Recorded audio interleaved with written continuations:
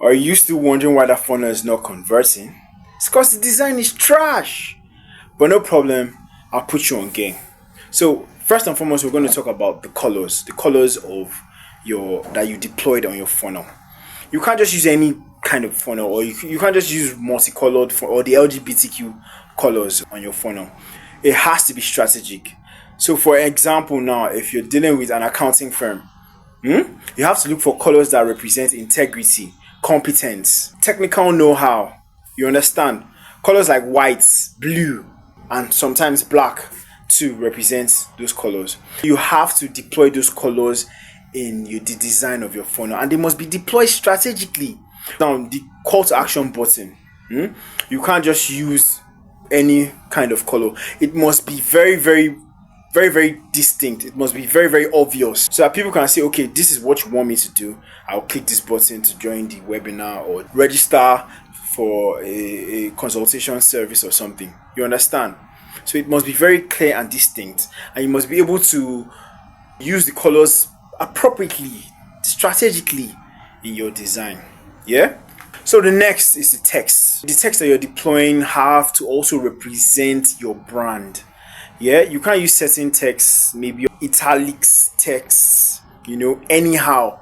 It must be strategically deployed. There are many kinds of different texts. I can't go through that in this video, but you must use those ones that, communicate to your audience. For example, a law firm has to use texts that are very bold, that exude confidence, that show competence.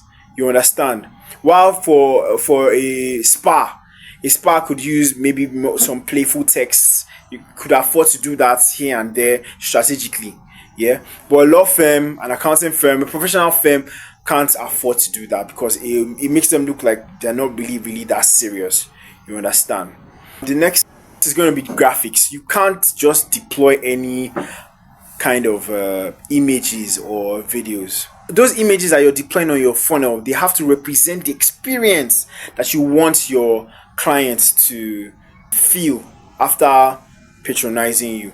So it's not just images of your products or images of your logo or your brand or your team. That experience, for instance, if it's a health and wellness brand, I should be able to see people happy, people, like aged people happy, maybe doing some sort of exercise or rigorous activity or stuff like that. That's the experience that I want people to get after patronizing my products and living a healthy life, even though they are aged or going through some sort of sickness or so.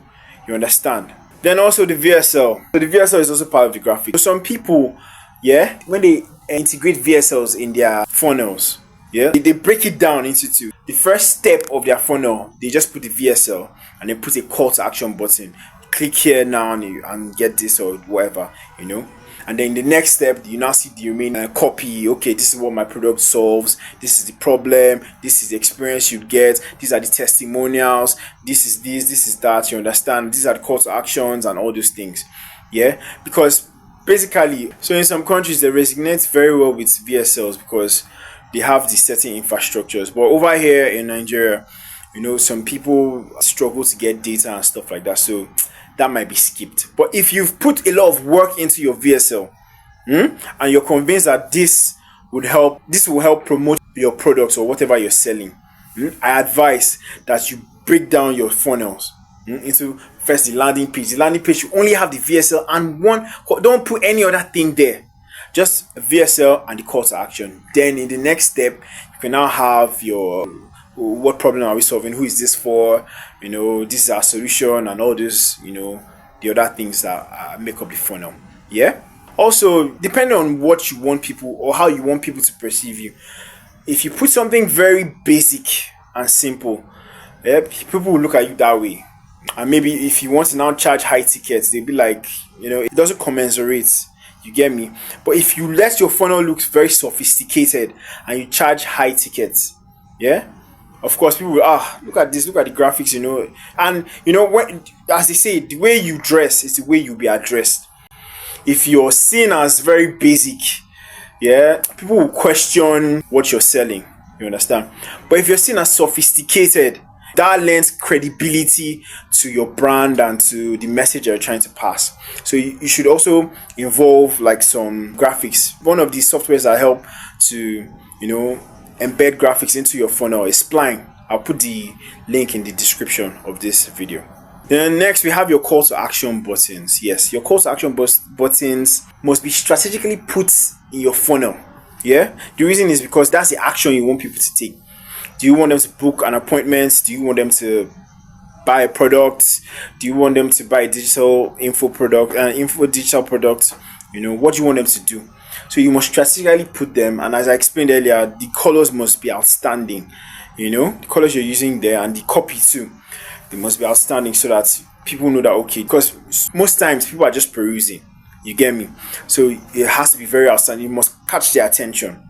If you found this video very resourceful, please save it, like, share, comment. I still do more videos concerning funnels. Yeah? Cheers.